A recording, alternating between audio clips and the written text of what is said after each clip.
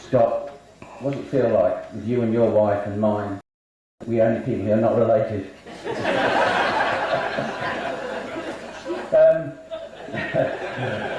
It's a strange feeling. Ladies and gentlemen, first I would like to say on behalf of Jenny and myself, thank you very much for the welcome you've given us today. It's been a lovely feeling you've given us, and you made us part of your extended family in a way that people assumed, as I was sitting there signing your books and your prints today, that I was also related. And some people were a bit disappointed that I wasn't. So, yes, you could have done so, couldn't they, Jenny? They could have doctors, yes. But, yes, and I did have a problem when Peter came round to my studio, because my ceiling is just under, it's about this high, and he's the first man in my studio who's ever had to stoop. Yes.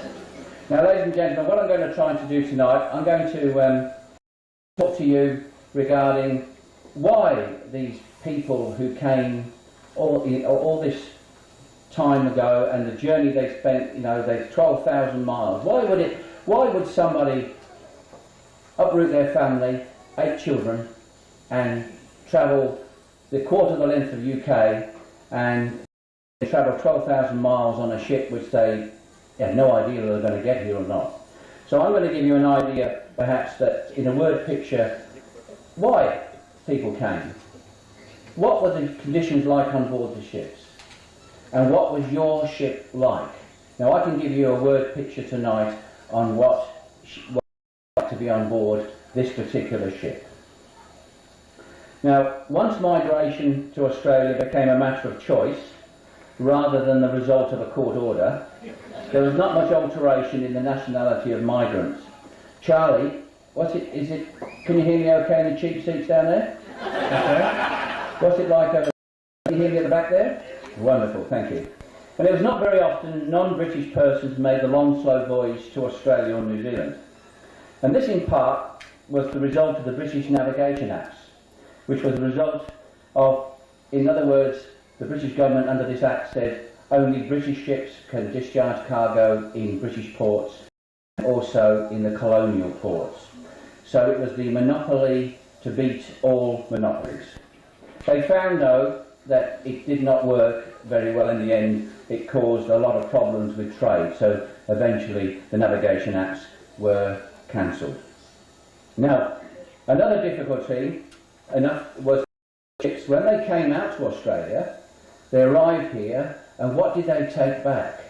Can you imagine arriving in South Australia in 1837? The colony had only been operating since 1836 December.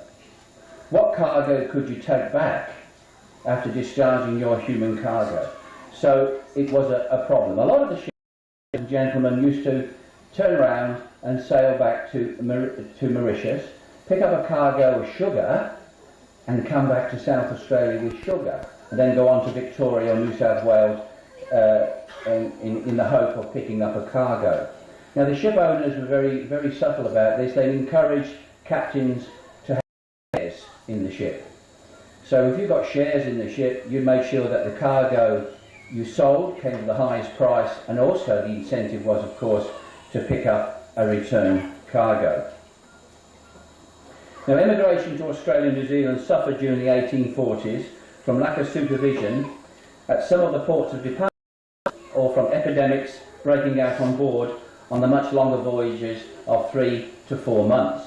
Now, the biggest problems in immigration was the big Canadian ships, and they used to really pack them in, those ships, but they had a lot of problems with health problems, and the care of migrants was secondary. It was a case of collecting the money. Now, some particulars were given, for example, in the Sydney Morning Herald of 11th of January 1851. Now, would you believe it, between the years 1825 and 49, inclusive, a total of 2,285,184 persons migrated from Britain. 185,000 came to Australia and New Zealand. Now, many migrants were sent out at government expense, And during the 1840s, no, I don't mean convicts. During the 1840s, various organisations were set up to assist and supervise immigration to Australia, such as the Family Colonisation Loan Society, in which Mrs. Chisholm was involved, and also another society was called the Female Immigration Society. There were no men's society, gentlemen. No men's. They had chains around their legs, yes. Now the cost to the government in those days was between £17 per head, which was recouped in London by taxing the colonies. The British government, up to the end of 1852, contributed nothing. Unfortunately, this first period of migration to South Australia was, after a few years, almost brought to a halt by government financial crisis that caused the suspension of all the passages in 1840. And this was not resumed again until 1845 with the arrival of the Isabella Watson. It did not gain full momentum until 1849. Some passages were financed by private organisations, other migrants paid their own fares. I mean, for example, when the migrants 196 came out on the Zebra, and they all left Germany, they all left one place in Germany because of religious persecution. Well, that was an example of a group putting their combined income together to actually come here. And they all settled in Harndorf, by the way, after Zebra. From 1836 to December 1840, more than 100 ships arrived in South Australia from the Northern Hemisphere, and from January 41 to the middle of 45, only 50.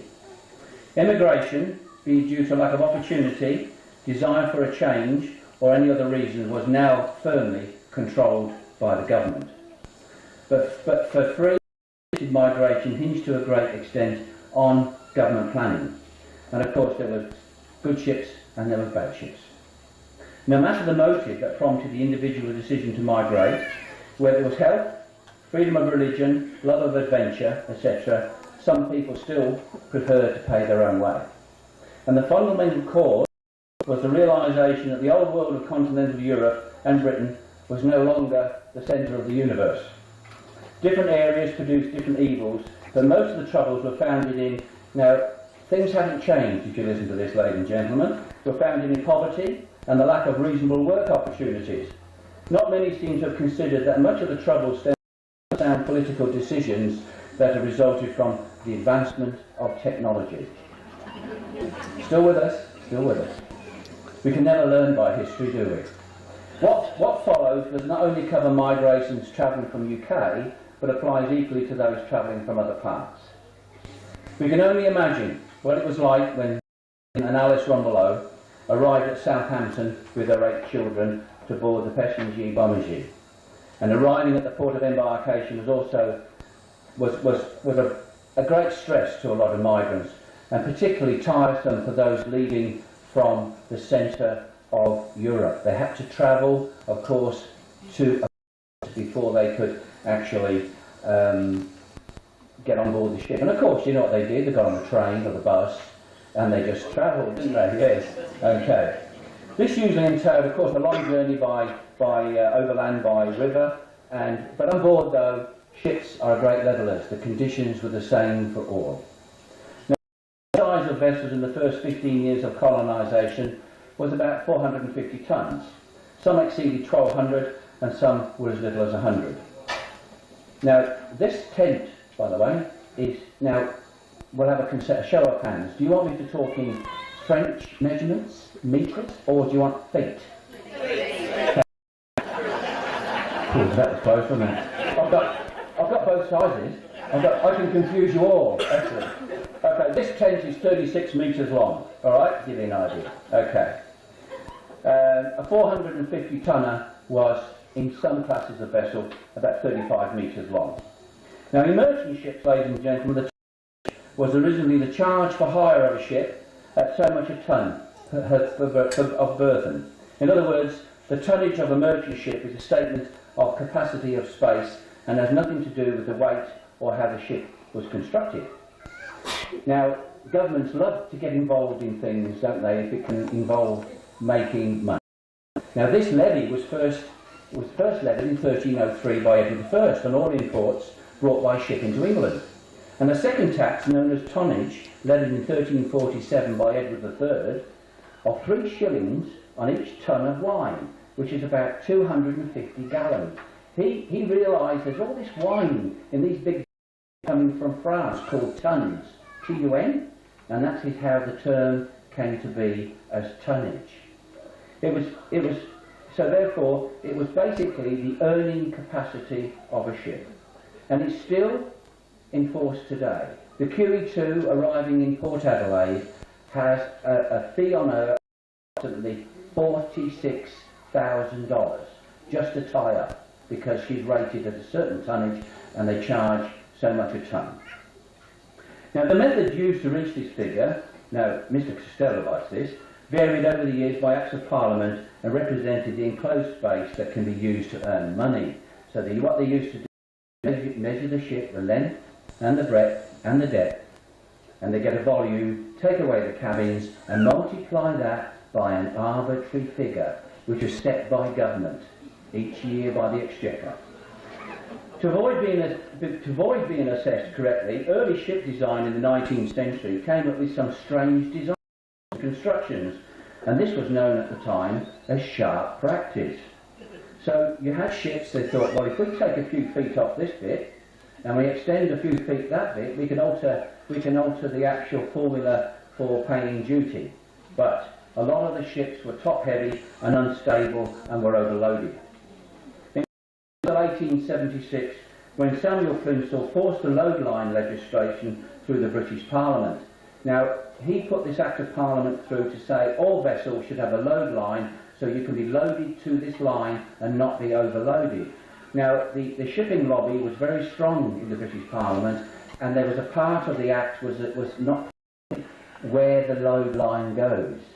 So captains used to put them on the cabins, on the mast, on the deck, because the legislation didn't say where it had to be. All it said it had to be on the ship. So Samuel Plimsoll wrote a book, and he said to people, if you travel to Australia or the Americas on this particular shipping line, your families will die. Nobody sued him, but he went through they got through it through the Act of Parliament, and that legislation, ladies and gentlemen, was not finally ratified till 1929. So 1876 to 1929, the mills of God grind rather slow. Now, the decks were full of spars, cargo and chicken coops, etc., and there was not much room for exercise. Lifeboats were carried, and on some ships this increased the cargo capacity, because the British government said, you will carry extra lifeboats. Now nobody thought about saying, well, you've got to be able to use them. The captains thought, well, I've got an extra 6 lifeboats. Remember, we're talking about something 10 metres long, so they used to load them full of cargo as well. And they didn't learn that until the Titanic, ladies and gentlemen. Okay. Now, when ships were forced by regulation to carry these lifeboats, they were usually sold off when they came to South Australia. And a lot of early vessels, you see, that when under name by the cutters they were called, came onto the shipping register in early days in South Australia. They were these boats that came off the vessels. Now, what was the Prestonby Bomagee like? Okay. She was built in 1834 at Dumbarton of 704 tons. Now, I'm going to confuse you even more now. Originally she was ship-rigged. Now you've got to be careful when you say that word. She was ship-rigged, but she was changed, in 1854 they changed the rig to a bark rig. Now to give you an idea, she was, in length, 41 metres. This tent is 36. She had a beam of 31 feet 5 inches, 9.6 metres. Now I've been told that this tent is 12 metres, so we're looking at half this. Now, okay. So your capacity to live on board this ship was the area I'm standing in. And there were 344 people. In the room here tonight we have 300. It was cosy, ladies and gentlemen. Very cosy on these ships. If you lifted your arms too high, somebody would tell you, I tell you. Now, she was also a convict transport in 1845, 1847, and 1849 and 1852. Her previous arrival in South Australia was 1838 in 1851. And of course, between decks, she was from the keel to the top deck, she was 6.7 metres deep, or 22 feet for those who speak foreign. Captain Montgomery was the master. And you're such a nice bloke, because I was going to quote what you quoted about the diary, so I'm going to miss that bit, okay? Now the migrants on her were mixed, assisted and free, are separated in the ordinary way. Married people in the waist, which is roughly where I'm standing. Single females, we call that aft, that's the rear. And single men forward up your end, Charlie, okay? Each department having sections for infirmaries. Now on this particular vessel, the waist contained 60 or 70 large berths, occupied by 239 men, women and children. Aft, under the charge of a matron, listen to it carefully, 53 girls in double bunks, and forward 14 bachelors in single bunks. Now the girls could sleep together, but the blokes couldn't. But also in the layout of these ships, ladies and gentlemen, on the forward part of the ship, where the single guys are, that's where the crew used to live.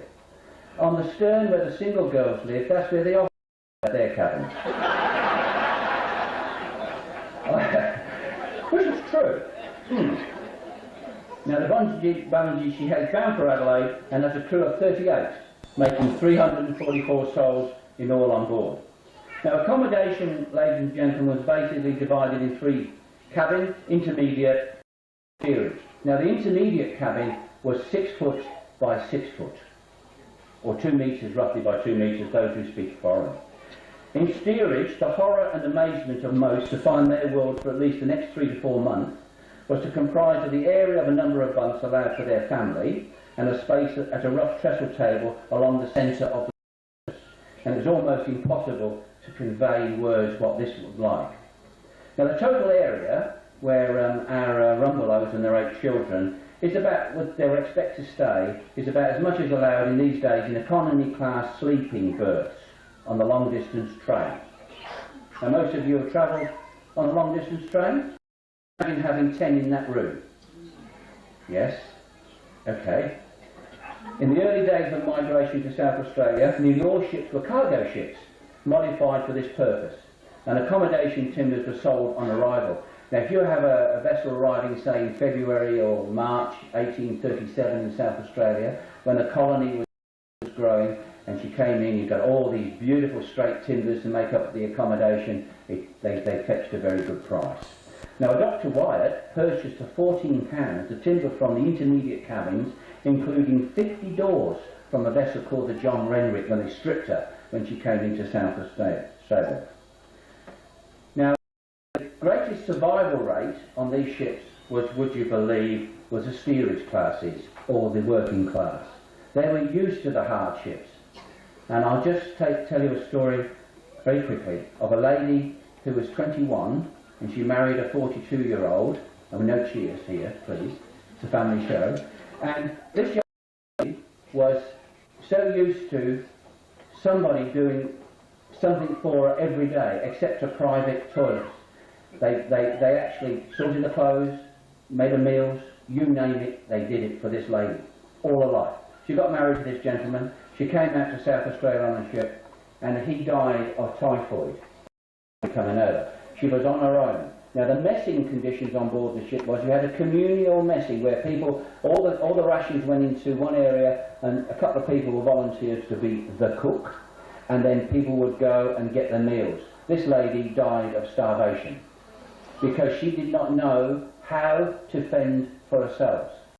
But the working classes, of course, who, when you think a square meal was once every possibly 2 to 3 days, and you go on a ship like this and you got 2 or 3 a day, it was wonderful. It really was. And they survived very, very well indeed. Now, what rations were issued to the migrants? In 1840, the regulations stipulated this was the minimum to be supplied to each adult per week. Now, this is a good one. This is, remember this when you go shopping, fellas. 10 pounds of bread, biscuit, flour, oatmeal, or rice, or the equivalent in potatoes. So you can imagine how many spuds these ships carry, couldn't you?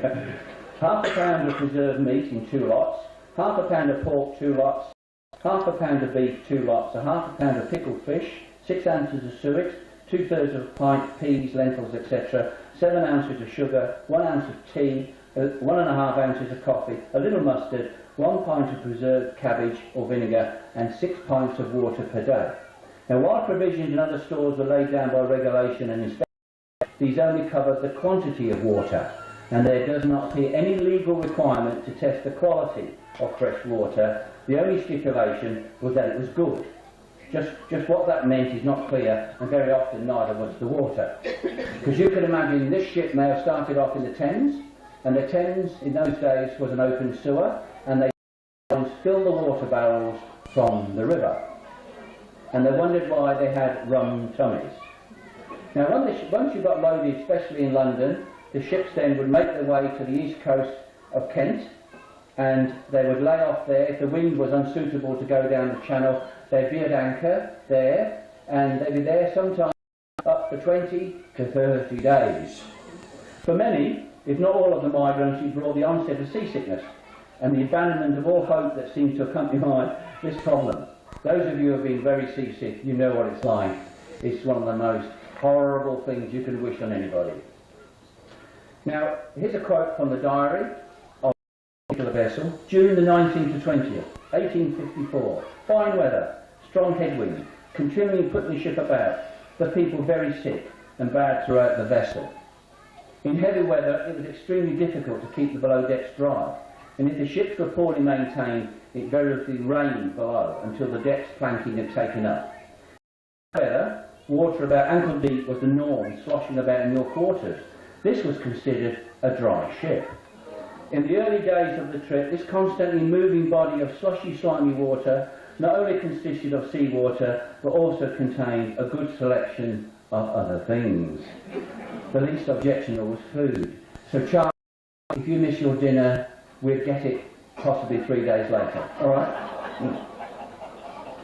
In bad weather, some captains battened down the hatches, and it was known that some of these ships were battened down for up to 2 weeks. Now, here's a quote from one of the diarists, not from your ship, from another ship. With seasickness and their strength gone, and they had not the power to help themselves, hence between decks were like a loathsome dungeon.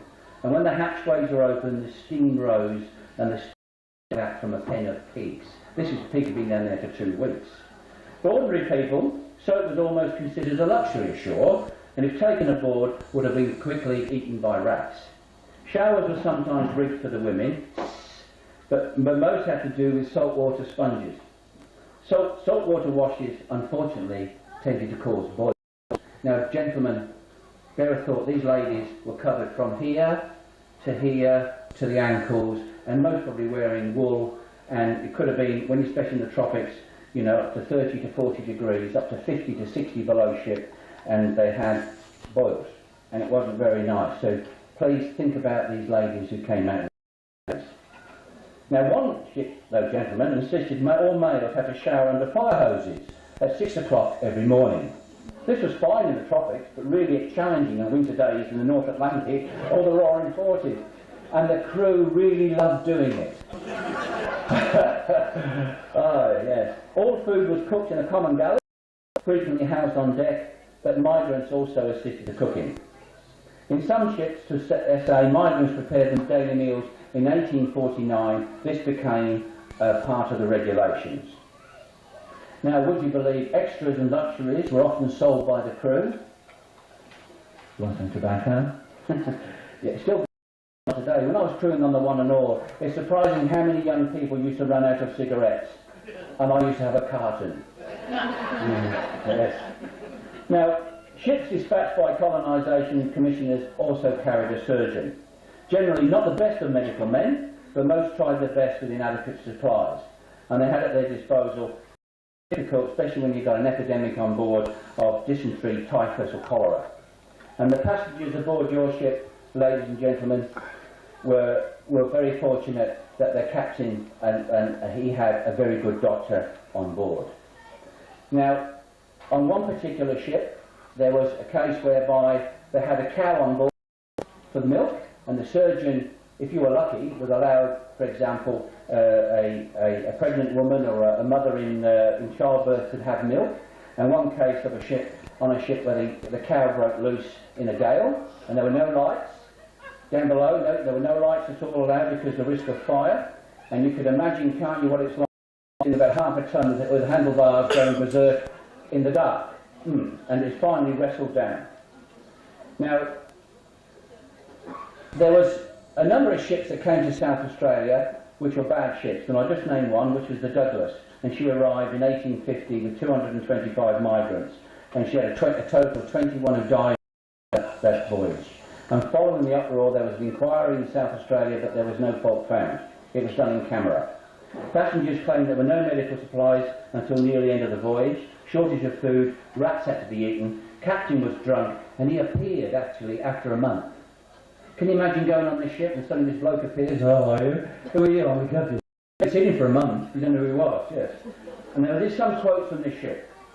29th of September, we sent a requisition to the captain to put into Madeira, and they had 60 more passengers than they're supposed to have had. And it was getting rather crowded. 30th of September, service read by drunken doctor, a most miserable affair. 24th of December, pork was issued of horrible quality, complained to surgeon. His mild reply was that we should be damn glad to eat it. These were the exceptions and not the rule.